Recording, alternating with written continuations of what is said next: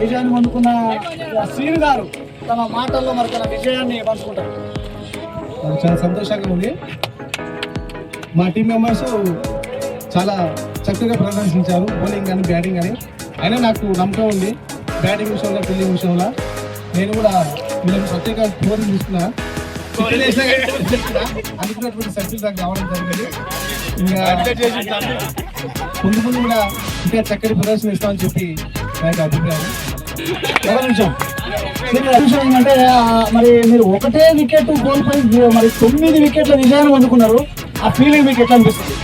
కొంచెం మాకు బాధ అనిపిస్తుంది. టార్గెట్ 90 వరకు ఇస్తాను కానీ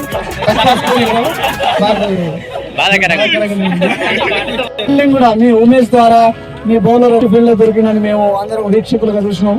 దాన్ని ఎట్లా మీరు ఎట్లా ఫీల్ అవుతున్నారు? నెక్స్ట్ మ్యాచ్ మేము బ్యాటింగ్ తొందర మాకు వస్తే ఇట్లా 100 వరకు టార్గెట్ ఇస్తాము. వాళ్ళకి వస్తే ఇట్లా 50-60 అభిప్రాయం.